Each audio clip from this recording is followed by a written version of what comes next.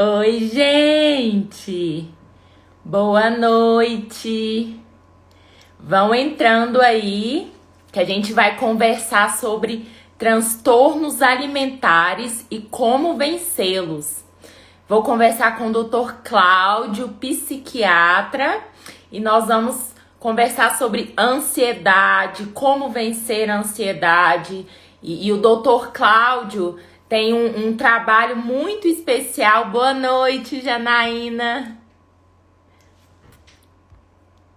O Dr. Cláudio tem um trabalho muito especial, tem um curso.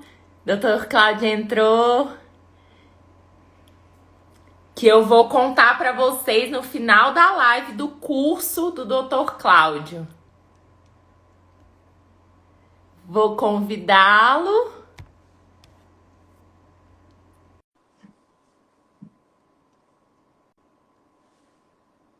Boa noite, Maria. Boa noite. Tudo bem? E aí, Evelyn, como vai você? Tô muito bem, e você? Sob controle.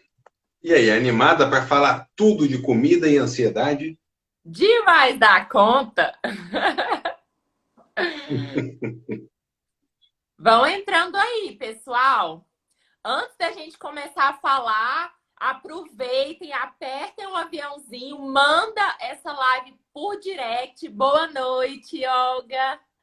Manda essa live Olha, por direct para mais pessoas terem a oportunidade de ouvir a gente. Nós vamos falar de um assunto muito importante, que são os transtornos alimentares. Esse assunto é tão importante, principalmente agora na pandemia. Tantos estados estão entrando em lockdown. A minha cidade vai entrar amanhã.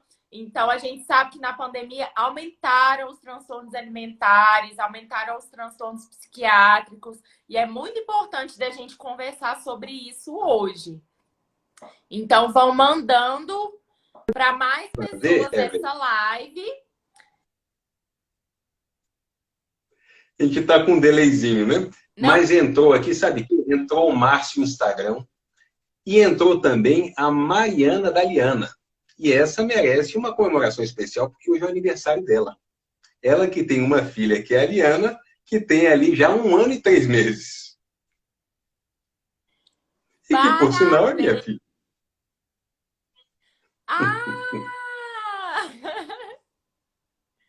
Boa noite, Cris.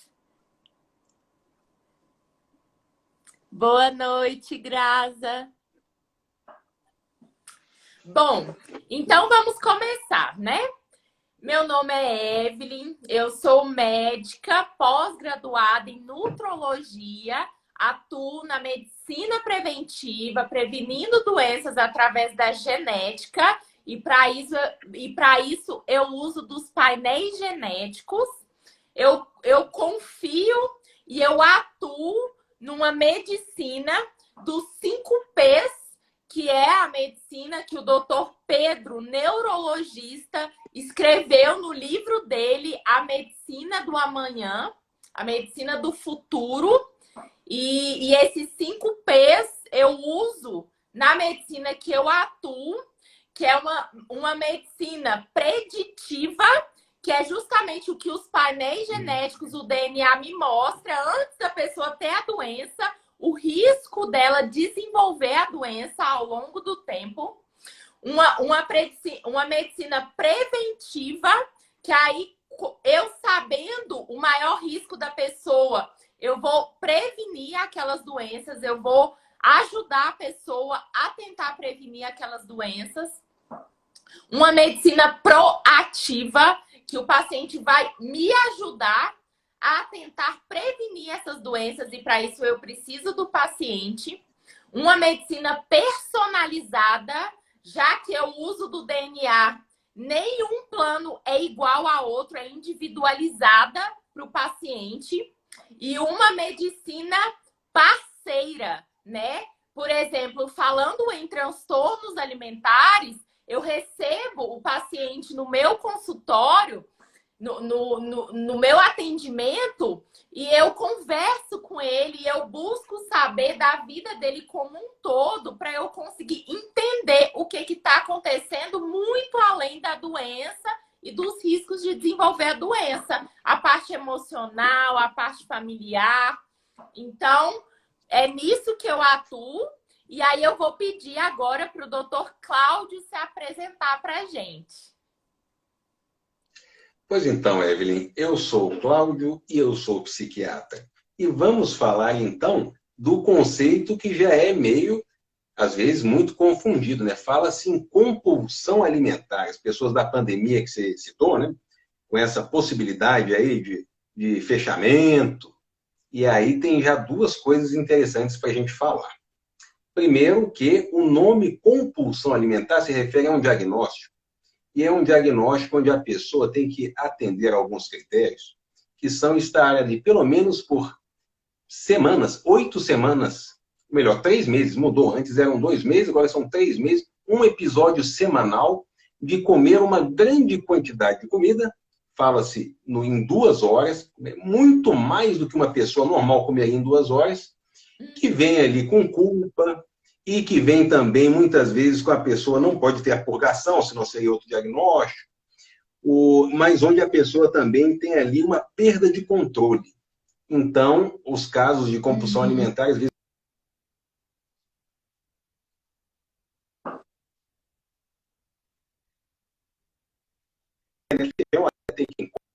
mais umas comidas que seriam intragáveis, frias. Então, é uma condição que as pessoas falam, estou com uma compulsão alimentar. Não é.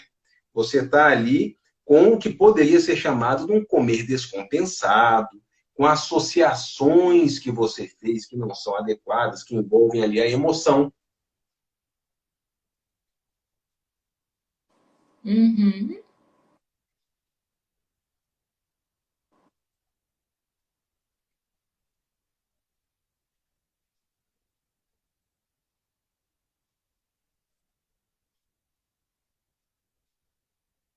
Então, comer descompensado ganha aí esses ares de fome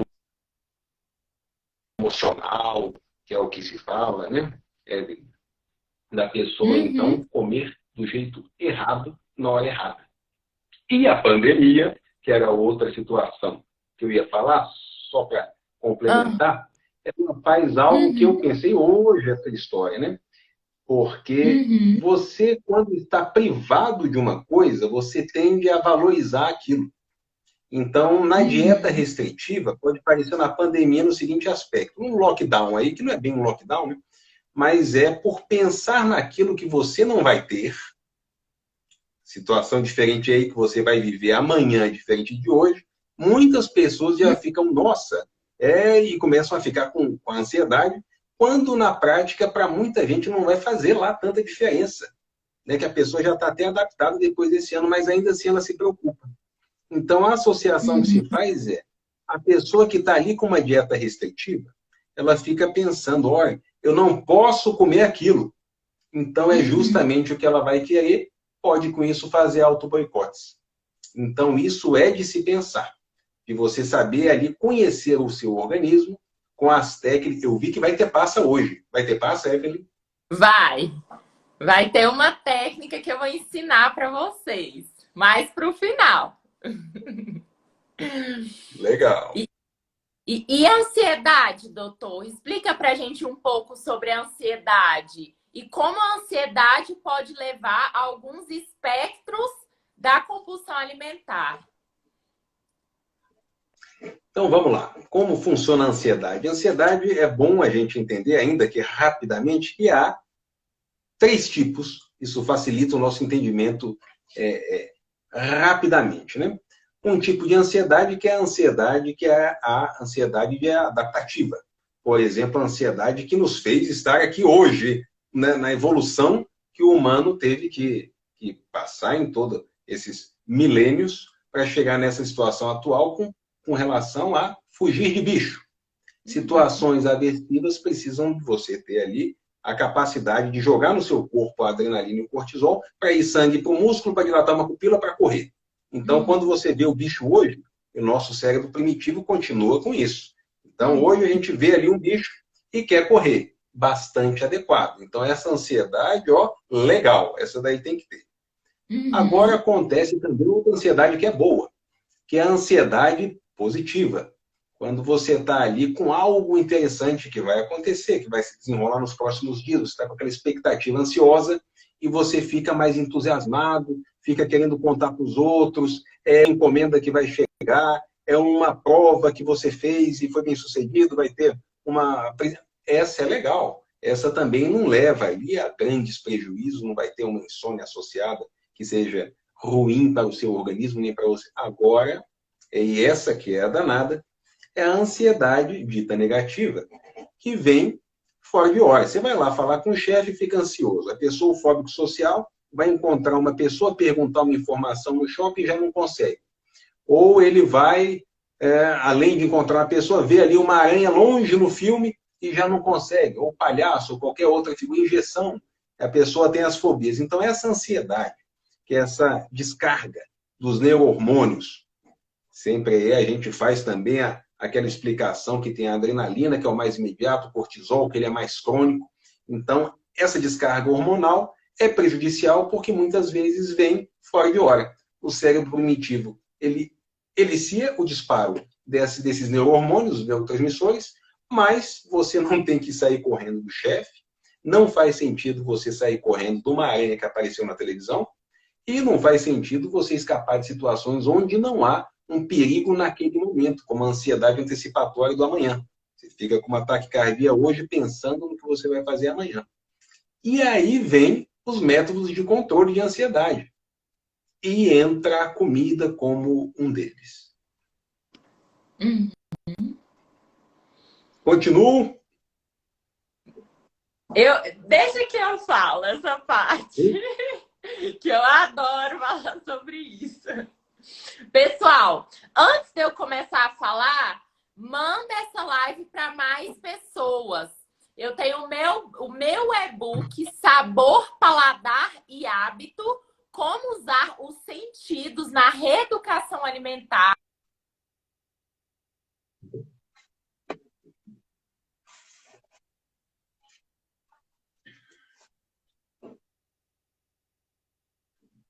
Para eu te dar, a gente tem que chegar a 20 pessoas assistindo essa live, pelo menos 20 pessoas. Então, vai mandando para mais pessoas por direct, para as pessoas virem assistir com a gente, tá bom? Bom, em relação a essa parte alimentar e controle alimentares, eu quero começar contando um pouco da minha história e da minha relação com a comida ao longo dos anos. Eu já passei por vários transtornos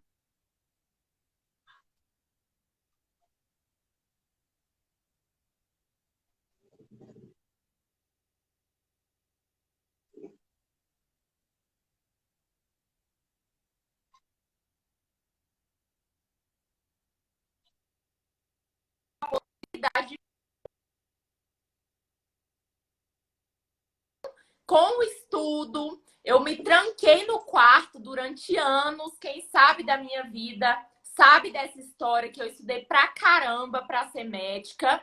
E aí eu desenvolvi uma anorexia nervosa até eu conseguir passar no vestibular. Eu ficava no quarto só estudando dia e noite. Eu lembro que a minha mãe trazia comida para mim no quarto para eu comer estudando, porque eu não queria parar de estudar nem para comer. E aí depois eu passei no vestibular, entrei na faculdade de medicina, e aí na faculdade de medicina eu desenvolvi compulsão alimentar de fato, com todos os aspectos que o doutor já explicou, pelo menos um episódio de compulsão toda semana durante 3 meses seguidos, e aí durou mais de 3 meses no caso da faculdade. E aí, essa luta com o meu relacionamento com a comida, eu sempre amei a parte da alimentação, porque eu sempre estudei muito essa parte, eu sempre gostei muito disso. E então, hoje eu considero que é a fase da minha vida que eu tô mais saudável e saúde como integral, saúde mental, saúde física, saúde social, saúde espiritual. E a minha relação com a comida hoje é a época que eu estou mais saudável em relação à comida e à forma de ver a comida. E aí, dessa paixão pela alimentação, por essa área, eu fiz pós-graduação em nutrologia e aí hoje atuo nessa área ajudando os pacientes a conseguirem chegar a uma relação saudável com a comida, assim como eu consegui chegar. E é isso que eu faço hoje.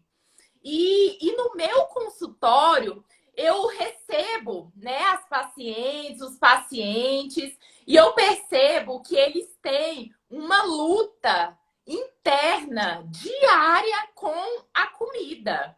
E eu tenho paciente que é muito boa, que adora essa parte de alimentação, que me ensina receita saudável nova, que me ensina um monte de coisa, e que mesmo assim a pessoa tem dificuldade de manter uma relação saudável com a comida e manter o peso, acaba engordando. E aí, quando chega no meu consultório, a parte mais difícil, a forma que eu vejo que a pessoa me olha de forma mais receosa é quando a gente fala em começar uma nova dieta. Porque a pessoa, ela se vê frustrada, ela sofre com aquilo. Porque ela já tentou várias dietas, quando ela engorda de novo, e aí às vezes engorda mais do que antes da dieta, ela se vê como fracassada, como fracassado. E às vezes a pessoa tem até sucesso em outras áreas da vida, sucesso familiar, sucesso social, sucesso financeiro, na profissão. Só que nessa área, nessa parte do peso, nessa parte da relação com a comida, a pessoa acaba se vendo frustrada. E eu lembro bem de uma paciente minha que chegou para mim no consultório e falou assim: doutora, eu passo por uma situação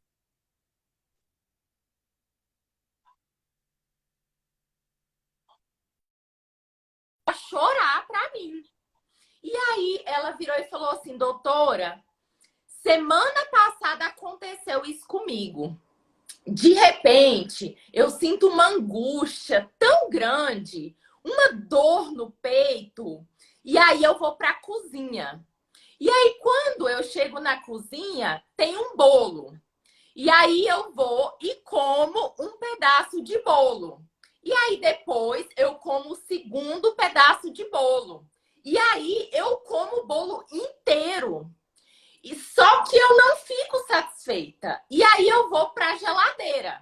Aí eu abro o congelador, tem sorvete. Aí eu como uma colher, 2 colheres e como o pote inteiro de sorvete.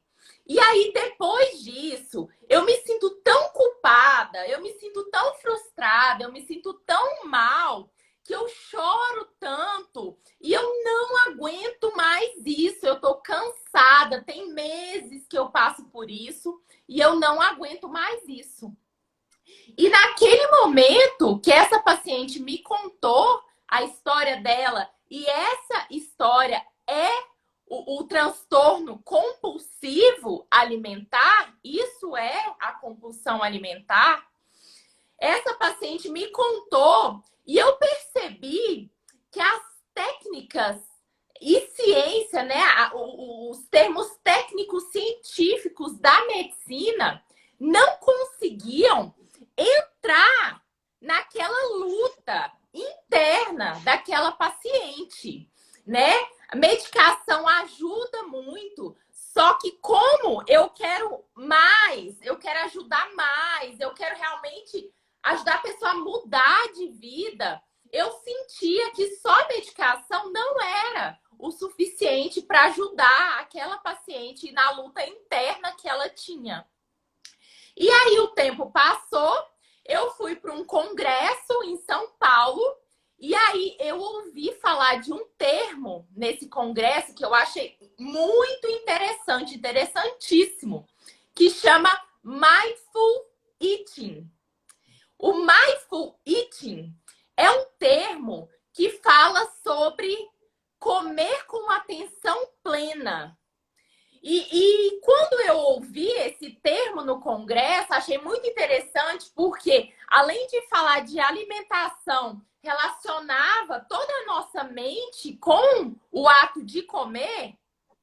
Eu cheguei, né, no hotel e passei a pesquisar sobre Mindful Eating, passei a estudar mais sobre isso, achei muito interessante. E aí eu vi um estudo, né, de uma professora, uma psicóloga americana chamada Chris Teller. E essa professora dedicou os últimos 22 anos da vida dela estudando o Mindful Eating. E ela fez uma técnica de 12 sessões. E aí ela conectava meditação com comida, com alimentação.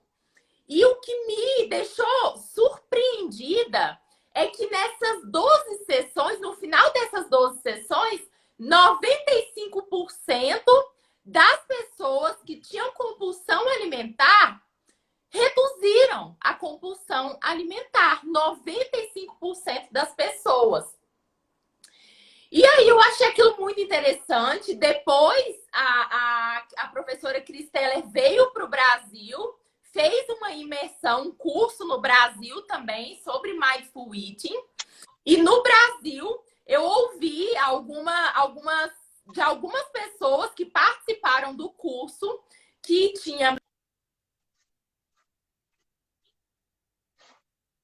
dava para as pessoas a comida que as pessoas mais amavam na vida. Pensa naquele alimento, o alimento que você mais gosta. Esse alimento era o que ela dava para você. E o mais interessante é que as pessoas não comiam tudo. No processo de meditação e no processo de mentalização da alimentação, mesmo sendo o alimento que a pessoa mais ama na vida, ela comia e não comia tudo, deixava no prato uma parte. Então, imagina, pessoas com compulsão alimentar conseguirem isso, né, no processo de imersão no curso aqui no Brasil. E aí, vamos imaginar. Pensa na comida que você mais gosta de comer. Imagina que você está dando uma mordida nessa comida, a primeira mordida que você está dando. Você vai ter um prazer lá no topo, né? Você vai sentir muito bem dando aquela primeira mordida. E aí você vai dar a segunda mordida naquela comida que você mais gosta. Vai ter um prazer incrível também, maravilhoso. E aí você vai dar a terceira mordida naquela comida que você mais gosta. Na terceira mordida, esse prazer já cai pela metade. Você vai sentir esse prazer só em 50%, pela metade. Por quê? Porque as nossas papilas gustativas da boca, elas começam a se saturar, a se preencher. E aquele prazer que a gente sentia na primeira e na segunda mordida, a partir da terceira vai caindo gradativamente. E a professora Chris Teller chamou essa questão em pessoas que têm compulsão alimentar de caça ao sabor. Porque essas pessoas procuram o prazer da primeira mordida, da primeira e da segunda mordida, só que não vai ter. Porque a partir da terceira, as papilas estão saturadas e aquele sabor não vai voltar, aquele prazer. E não adianta comer muito. Então, o que a professora ensinou no curso, eu vou ensinar para vocês agora. Uma das técnicas do curso, que é justamente a técnica da uva passa. Que eu tinha pedido para vocês trazerem, né, 3 uvas passas aí com vocês. Quem não tiver aí, vai lá na cozinha, pega a uva passa. Eu tô aqui com as minhas 3 uvas passas. E você conseguiu, doutor, pegar as suas? Mas é claro, eu tenho uma, eu tenho duas e eu tenho três Três. uvas passas. Você falava disso da compulsão alimentar, né? Você citou aí a técnica do mindful eating. E o cérebro de pessoas que têm compulsão alimentar é diferenciado. Então, isso tem que ser observado, né? As áreas de impulsividade e emoções estão alteradas. Então, o mindfulness é uma técnica que está aí, né, bem envolvido com as terapias de terceira onda, na terapia cognitivo-comportamental, ela é aplicável a várias situações que geram ansiedade. E voltada para a comida, para o comer desregulado, tem uma aplicação bastante especial que envolve a técnica que vai começar agora. Posso pegar uma passa? Pode. Todo mundo pega a uva passa. Eu quero que vocês olhem para essa uva passa. Sintam a textura, vejam a rugosidade. Vejam essa uva passa, a cor dela. Estão vendo? Prestem atenção. Agora, eu vou pedir para vocês fecharem os olhos. Fechem os olhos. Eu vou fechar o meu. E você vai cheirar essa uva passa. Sinta o cheiro. Veio algum pensamento na sua mente? Observa esse pensamento. Deixa ele quieto aí. Agora, você vai pegar a uva passa e vai passar nos lábios. Vai passar na boca toda.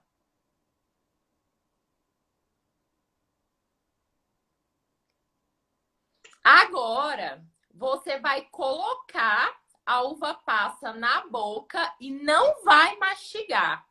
Você vai jogar a uva passa de um lado para o outro dentro da boca sem dar a primeira mordida. Eu quero que você resista à impulsividade de dar a mordida na uva passa.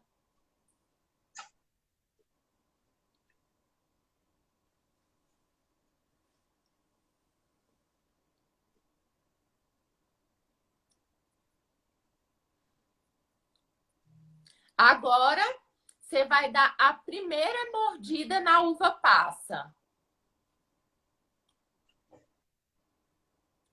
Sinta o gosto. Sinta a textura. E quando você se sentir preparado, você vai engolir a uva passa e você vai imaginar a uva passa fazendo o trajeto até seu estômago. E imagina os nutrientes da uva passa saindo do estômago e sendo usado pelas células do corpo, né? Saindo pela corrente sanguínea. E todo o seu corpo usando aquelas vitaminas, aqueles nutrientes. Certo? Sentiram alguma coisa, alguma emoção? Veio algum pensamento na mente? A questão... Eu senti. Me conta, o que você sentiu, doutor? Olha, primeiro que isso daí é interessante, né? É um exercício que a gente não faz, apesar de comer muitas vezes, né? A nossa vida está completamente associada, a gente só vive se a gente come, a gente não para dar essa atenção plena para o momento. Que pode servir não só para a comida, né? Pode servir para cuidado com o filho, brincadeira com o filho, pode servir para o trabalho, uma conversa com um amigo. Eu sei que eu pensei e no que eu estava ali, sentindo ali o olor da passa, eu pensei no Natal. Me ocorreu o Natal. Está associado com a minha mente, né? Exatamente. E o sabor, ele é diferente do gosto. Gostos são os 5 gostos que a gente tem na língua, né? As nossas papilas. Que é o doce, o salgado, o azedo, o amargo e, por último, o umami, que é um sabor mais leve, né? Que a gente pode lembrar do queijo parmesão com umami. Isso é gosto. Sabor está muito relacionado a outras coisas, né? Ao que a gente lembra, a memória. A comida é uma das coisas que mais ativa a nossa memória na vida. Então, a gente toma um cafezinho e lembra daquele cafezinho coado quentinho da nossa avó.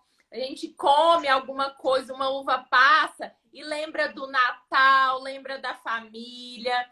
Então, isso tudo está relacionado à saúde no geral, à sua mentalidade. E a questão do mindful eating, que é o comer, né, com atenção plena, é que os pensamentos vão vir. Os pensamentos ruins vão vir, tanto bons quanto ruins. Só que a gente não precisa se apegar àqueles pensamentos. A gente pode observar e deixar eles irem embora. Entendeu que a gente coloca a uva passa na boca e a nossa impulsividade é de dar a primeira mordida. Só que a gente observa aquele pensamento de querer dar a primeira mordida e a gente deixa ele passar. Então, a gente não precisa se agarrar aos pensamentos ruins. E essa é a questão do mindful eating. Agora, a gente vai para a segunda uva passa. Peguem a segunda uva passa. E nós vamos fazer a mesma coisa. Vamos olhar para a uva passa. Essa uva passa é diferente ou ela é igual à primeira uva passa? Como que é a cor dela? A cor é parecida com a última, é diferente? A textura, a rugosidade? Agora eu vou pedir para você fechar os olhos e sentir o cheiro dessa uva passa.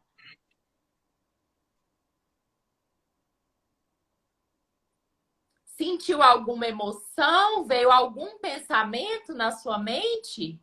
Observa ele. Não julga. Se é um pensamento ruim, não julga ele. Aqui não tem nem certo e nem errado. Observa o seu pensamento e deixa. Agora eu vou pedir para você passar a uva passa na boca.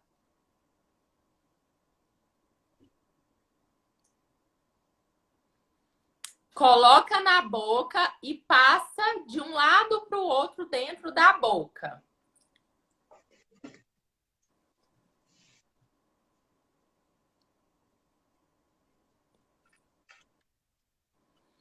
Dá a primeira mordida. Sente o gosto dessa outra uva passa.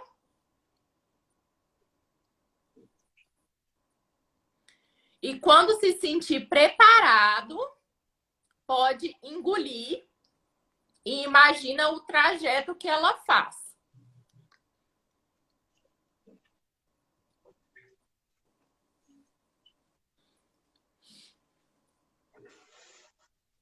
Agora, nós vamos para a terceira uva passa.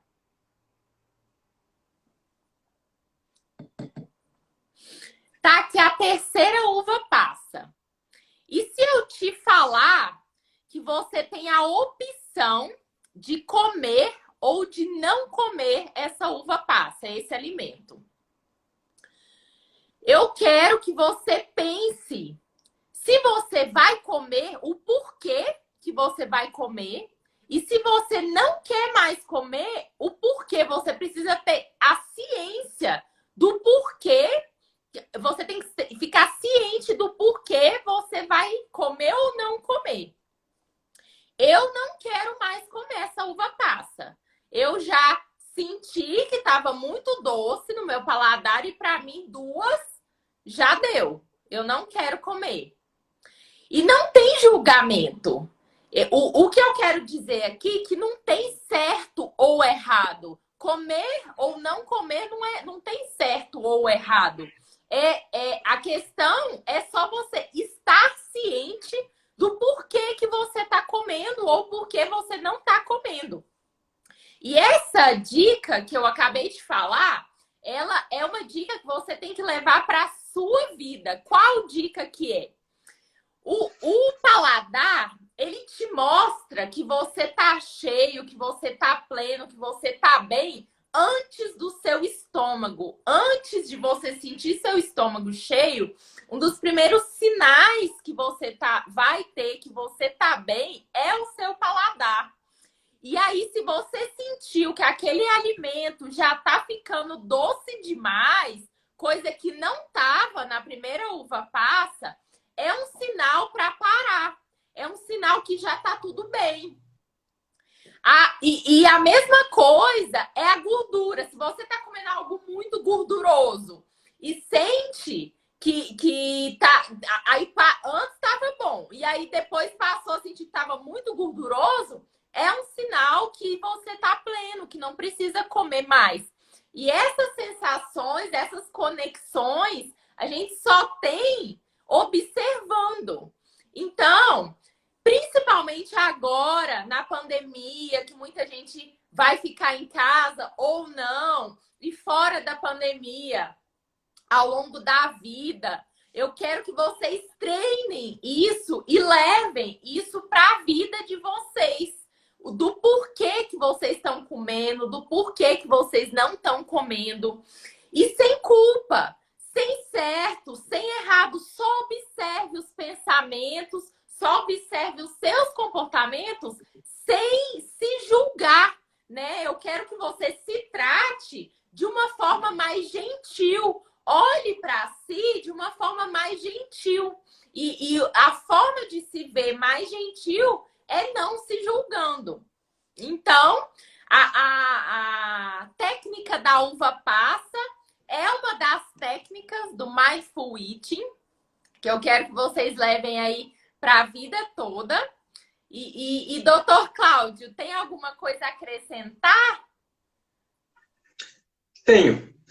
Isso daí dá para fazer na rua, não dá? Se for lá pro McDonald's, eu posso fazer? E eu posso, então, também, se eu comi, eu vou lá, dou a primeira mordida. Aliás, tem o professor Clóvis de Barros, que é aquele filósofo do direito, ele faz também uma alusão, ele com um foco um pouco diferente, mas ele fala da pamonha. Então, é legal ele falando sobre isso, que a primeira, ele ali ilustra, né, de uma forma legal, que a primeira dá um prazer. A segunda já não é a mesma coisa, né? Ele bota uma inteira, né, na história dele. A terceira, então, já não é mais nada. Então, ele observando ali filosoficamente como é que se processa a satisfação. De uma maneira, ele fazendo ali analogamente para a vida de uma forma geral, que, olha, você pode comparar com comida. Se você estiver presente no momento, o que você busca, o que você quer da sua vida, então a primeira mordida ela vem carregada de muita vontade. Porque você está ali, né? Você revelou as papilas, né? Seu cérebro ávido. A segunda já não é a mesma coisa. E a terceira menos ainda. Aí tem que dar o tempo do hormônio, da leptina fazer efeito, para você ter a sensação de saciedade, para você, então, não ficar ali atropelado, achando que tem que comer aquela comida toda. Então, no McDonald's, se você estiver satisfeito, ali ainda faltam 3 mordidas, tem que acabar de comer aquele sanduíche? Não. Pode Justamente. jogar fora. Melhor fora do que dentro. E tem um conceito que muitas pessoas trazem, mais o desperdício, né? Como se o fato de eu comer a comida fosse evitar a fome no mundo, ou que outro, isso não faz sentido. Isso é mais uma culpa colocada socialmente. Mas tem tanta gente passando fome. Então, quer dizer que se eu comer aquele pedaço, além de fazer mal para mim, eu vou tirar a fome de alguém? É um raciocínio que deve ser pensado. E como é que a gente chega nessas conclusões? Fazendo exercícios como esse, né, da passa, do mindfulness, não só nessa situação, em outras situações, o que você está fazendo agora para chegar na sua felicidade? Né? Que comportamento você às vezes tem por impulso? E não é só impulso de gritar, impulso de violência. Outros comportamentos que nem por impulso são, né? Você está aí na inércia da sua vida e para quê? Onde você quer chegar? A paradinha, como essa da passa, faz você rever quanto de dinheiro eu preciso, que objeto eu preciso, o que eu tenho que comprar. Leva até as ideias de minimalismo e onde a vida leva com relação a consumo e satisfação. Então, que tem a história de perguntar o porquê, não é assim, Evelyn? Por que comer? Para você entender se você está com fome mesmo. O como comer, e essa é uma maneira, se você fizer devagar, você dá mais tempo para o seu corpo entender, e a saciedade vem. E o como comer. São as 3 perguntinhas que você pode se fazer e que são extrapoláveis para as outras situações de vida. Com certeza. Se você tem alguma pergunta para a gente, manda aqui, bem embaixo, tem uma interrogação, um balãozinho com interrogação. Pode digitar a sua pergunta que a gente responde. Se quiser digitar nos comentários também, vão fazendo perguntas. Quem tiver pergunta, que a gente responde. E agora eu quero comentar sobre o curso, né, do Dr. Cláudio. Dr. Cláudio tem um curso de 8 semanas, que é o Sistema Penta de Controle da Ansiedade. Penta, o P de planejamento, o E de escolher a programação, o N de neurotransmissores, o T de terapia e o A de alopáticos. Então, é um curso que o doutor tem para controle de ansiedade e eu vou pedir para ele explicar mais um pouco sobre o curso. A parte interessante desse curso que se encaixa com a comida é a parte que tem, durante ali as aulas, você vai ter a possibilidade de você desenvolver o CAP, que é o cardápio de atitudes previamente elaboradas. E neste CAP, na ilustração que eu coloquei no slide, é justamente uma bela fatia de bolo. Por quê? Porque às vezes se condena a falar, mas eu não posso comer aquilo, mas eu não posso comer, né? Por qualquer motivo. Tem até ortorexia, né? Aquilo de você achar que tem que comer muito adequadamente. Você pega até uma informação que é válida, mas você extrapola. Ah, não posso comer nada de trans. Então você nunca mais vai comer sorvete. Ah, não posso comer refinado. E aí pronto, acaba-se toda uma sorte aí de faináceos para você resolver. Então tem que tomar um cuidado com essa história, porque pode levar a comportamentos que acabam levando a prejuízo, são disfuncionais. E no CAP, então, a fatia de bolo está lá por quê? Porque você classificando a sua ansiedade, e no curso a gente fala, né, para estratificar os níveis de ansiedade, você consegue saber em que momento você pode usar aquela atividade que previamente você já escreveu no seu cardápio para você abrir mão, para evitar efeitos piores. Por exemplo, está lá esquisita. Muitas vezes por ali um transtorno de a menstruação, né? Mensalmente algumas mulheres sofrem com isso, não são poucas. E aí naquela semana ela já entendeu que vai acontecer aquilo que aconteceu a vida toda. Mas ela não é obrigada a continuar naquela torrente, naquela inércia e brigar com o marido, ir para o trabalho, não. Ela sabendo daquilo, ela já vai observando o comportamento que tem, evitar alguns mal-estares e alguns dissabores. E uma coisa que pode ser realizada é comer o bolo de chocolate para acalmar-se. Se você demoniza a comida de toda forma, você acaba tirando essa potencialidade que ela tem. Ora, a gente sente o sabor e o prazer, não é à toa, né? Claro que você acaba tirando essa possibilidade, então, de usar um recurso que é facilmente disponível para muita gente. Mas aí você poderia pensar, Evelyn, mas eu poderia fazer outra coisa para controlar minha ansiedade. Não, você não poderia, você pode. Você tem atividade física, você tem o orgasmo, você tem possibilidades aí de fazer situações que lhe deem prazer, como hobbies. Então, no curso, na última parte, tem uma observação que, ao fim, leva a esta reflexão do que é a vida, né? A gente não sabe por que está aqui. A pessoa pode levar para conceito religioso, para quem gosta, mas o fato é que não se sabe. E o que importa é, no final das contas, aquela satisfação que você tem com o dia a dia. Algumas pessoas podem ter situações de satisfação fazendo aí atividades que elas julguem altruísticas, né? Praticando gratidão. E isso não tem nada de bom ou mal, pelo menos na minha visão. Isso é uma forma de você viver com mais tranquilidade consigo mesmo. Aprender ali como dominar. Então, se você controla a sua ansiedade, você vai ter menos liberação dos neurotransmissores negativos, vai então, na parte dos neurotransmissores, aprender como liberar mais neurotransmissores positivos, como a gente falou, com orgasmo, com atividade física, e assim você controla a sua vida para comer a terceira passa e ter prazer com a terceira passa. Controle da impulsividade. Pode comer? Pode?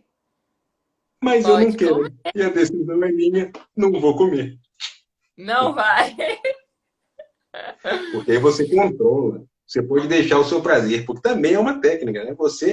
Se você segura o prazer por um tempo, né, você pode ter um efeito maior depois com o prazer. Então, eu posso reservar ali por um momento adequado e comer a minha passa ao fim da live, dedicando a ela todos os meus sensórios, para eu observar bem e sentir bastante prazer. É verdade. A Janaína perguntou como fica os filhos com pais que têm transtornos alimentares? Como fica? Fica um problema, né? Os pais, eles são uma fonte de exemplo. Então, a criança que vive num lar disfuncional em qualquer aspecto, certamente vai entender aquilo como um modelo. E a tendência é reproduzir mais tarde, né? Então, cabem aos pais que sabem desta condição tratar-se e dar exemplo aos filhos, a menos que queiram que eles repitam aquele modelo, gerando todos os problemas que os pais já enfrentam hoje. É fácil ou não é? Beleza, não, é muito difícil, né? Cada um tem suas confusões na vida, períodos de vida aí que envolvem, né? Muitos problemas, mas querendo aprender, tendo dedicação e disciplina, resolve. Também não dá para achar que de um dia para o outro, vou tomar a medicação, se fosse, né, Evelyn? Vou tomar a medicação para emagrecer, para parar de ter isso. Não tem. Para compulsão alimentar existe até uma medicação com essa indicação específica, mas o tratamento ele é comportamental, daí a importância do mindfulness para tudo, né? E no caso, mindful eating aplicado a isso, porque é dia a dia. E você vai ter recaídas, e você não pode se frustrar do jeito errado. E você reaprende, e você vai de novo. É o processo da vida. Olha aqui, ó, a professora Janaína de Biologia. Biologia, aliás, que eu gosto muito da biologia. Talvez Também. seja uma... porque os biólogos, eles são legais. Os biólogos, né? Muito. Na verdade, além da biologia, é biólogo. Ainda não conheci um biólogo emprestado. Todos são legais. Tem uma visão que, né, é legal. Ela falou assim, a Janaína, mãe magra e gordofóbica. Então, ela já pegou isso da visão social, da gordofobia. Delicado tema. E filha com biotipo diferente dela. Ou seja, a filha é gordinha. As expectativas e consequências, por favor. Olha, depende da mãe. Você não falou as características de personalidade da mãe. Você falou bem genericamente que ela é gordofóbica, né? Mas o tratamento tem que partir do seu conceito aí de gordofóbica. O que você tem a dizer disso, Evelyn? Bom, em relação à compulsão alimentar, a gente tem alguns fatores que predispõem à compulsão alimentar. Um deles é genética. A genética está relacionada, sim, a maior propensão à compulsão alimentar. Tem alguns genes relacionados. E crianças obesas, obesidade precoce, também está relacionado à compulsão alimentar. Então, se a gente for pensar que o sabor, né? Eu falei do gosto da língua e o sabor que está muito envolvido com o social, e aí aquela criança, ela come em casa com os pais, ela tem as sensações junto com os pais, cresce com aqueles hábitos dos pais. Então, com certeza, ela tem maior propensão a, por exemplo, se os pais são obesos, a ser obesa precoce, tem maior propensão a desenvolver compulsão alimentar se os pais têm compulsão alimentar. E em relação à segunda pergunta, da mãe magra e gordofóbica e a filha diferente, As expectativas e consequências. Bom, a mãe, ela pode ter sim, né? Consequências, muitas consequências para a filha, para o psicológico da filha, e aí essa questão psicológica o doutor fala melhor do que eu, né? A parte da psiquiatria. Mas em relação à herança genética, tem relação, e em relação também as consequências psicológicas mesmo, dependendo do que a mãe fala, e aí você falou muito bem, que depende de como a mãe age, né? Além de ser gordofóbica, se ela expressa, como ela expressa isso para a filha, e aí vai depender disso para as consequências futuras. Olá, Pamela. Olá, André Coelho. Como estão vocês? Tem um conceito, Evelyn, que é do body positive, né? E esse eu isso daí eu acho que é uma forçação que leva a problema, né? A pessoa, eu tenho que me amar do jeito que eu sou e tudo mais, e no fim, muitas vezes a gente vê que há uma frustração naquilo, e a pessoa então tenta impingir no outro uma falsa sensação de satisfação. E na primeira oportunidade vai lá, faz uma bariátrica ou gasta recursos com procedimentos estéticos. O que nos leva até o pensamento de transtorno dismórfico corporal, que é outra situação onde a pessoa olha e vê em si uma discrepância que não existe, né? Muito no nariz, né? Sempre está achando alguma coisa, e também emprega altas somas aí para tirar a celulite que for, que ninguém está sabendo, ninguém está vendo, e achando que aquilo ali vai fazer uma diferença, porque a pessoa se aceita mais. Então, neste processo de autoconhecimento, que envolve mindfulness, essa autoaceitação, a gente pode também pensar que tem uma relação com gratidão.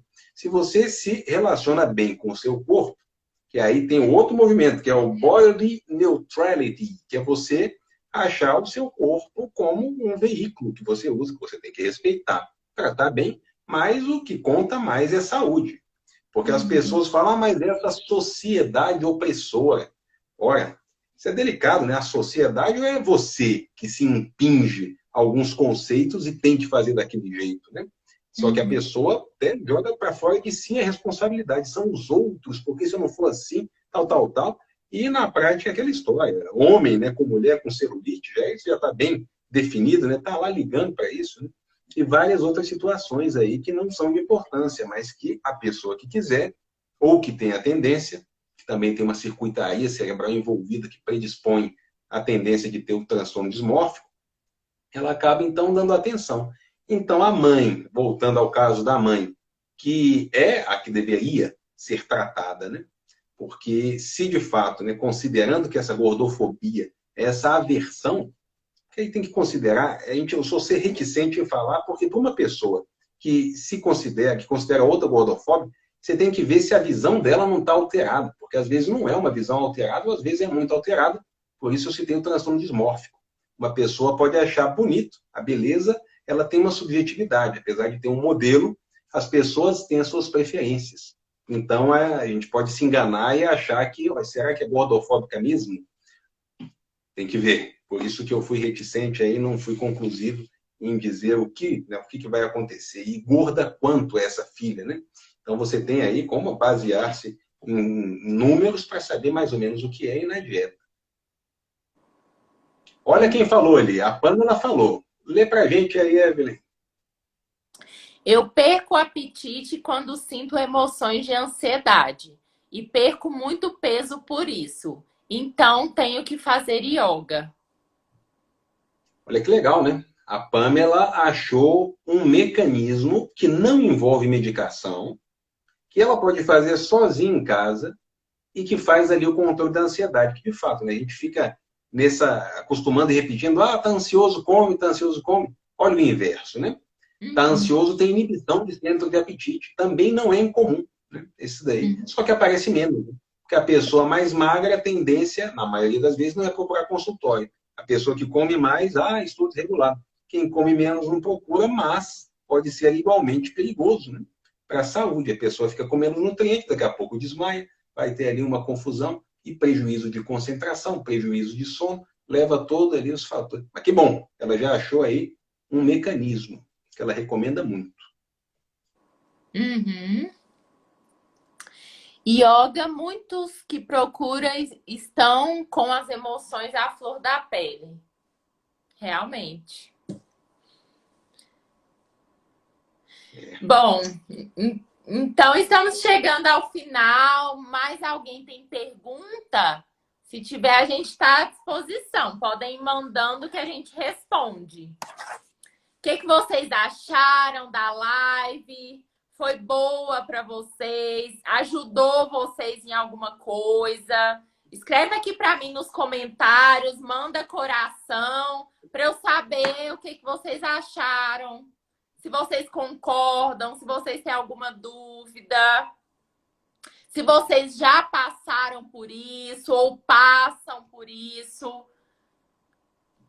Eu quero um feedback de vocês. Mandem aí para mim. Enquanto o feedback vai chegando, você falou lá no começo da pandemia que vai ter. E aí? Qual que é a orientação, Evelyn, para as pessoas que estão aí com teletrabalho e com a sua cozinha a menos de 20 metros de distância do atual escritório que fica no quarto? Como essas pessoas podem fazer um controle melhor? Para essas que têm a desregulação, a gente não está falando de compulsão alimentar, a gente está falando daquela situação que é o comer desregulado. Uhum. O que você fala para essas pessoas entenderem ou mudarem o processo? Parece que queiram. Mindful Eating. Parem para pensar no porquê que vocês vão comer, né? Existe a fome emocional, existe a fome física, que o seu corpo precisa daqueles nutrientes para se manter vivo, para se restabelecer, para a renovação das células, dos tecidos. E existe a fome da dor da alma, né? A fome do medo, a fome da ansiedade, a fome da tristeza, a fome relacionada a outras coisas, a fome emocional. Então, o Mindful Eating, que é justamente essa técnica da uva passa que eu ensinei para vocês hoje. Vocês podem fazer com qualquer alimento, em qualquer lugar e a qualquer hora. Pensar, né, no pensamento, observar o pensamento que vocês têm na hora de comer aquilo, não se julgar, observar e deixar passar. A gente não precisa, assim, arraigar naquele pensamento e tudo que você for comer, você sentir o cheiro, você ver a cor, você mastigar bastante, deixar ali na boca, sentir o gosto, engolir, imaginar, né, aquele alimento te nutrindo, entrando nas células e te restabelecendo, te deixando mais saudável. Então, imagine tudo como um todo. Por que você está tendo aqueles comportamentos? Por que você não está tendo? Observe, não se culpe, né? Porque eu vejo muita gente se culpando. E aí é um dos motivos que os meus pacientes, às vezes, demoram para voltar no consultório. Porque às vezes engordou, às vezes não conseguiu seguir o plano direitinho. E aí tem que voltar. Quanto antes voltar, antes a gente vai ver o que está acontecendo, antes a gente vai corrigir. Eu não vou te julgar, né? Se você é meu paciente, eu não vou te julgar e eu não quero que você se julgue também. Eu quero que você observe o porquê que você está fazendo aquelas coisas e aqueles comportamentos sem julgamento. E isso é o Mindful Eating. E isso é o que eu indico para quem vai trabalhar em casa, para quem está em casa. É o que eu indico, né? Para o lockdown e fora do lockdown também, a longo prazo. E é isso. A Camila fez uma colocação que ela conseguiu eliminar 26 quilos por ter ficado em casa.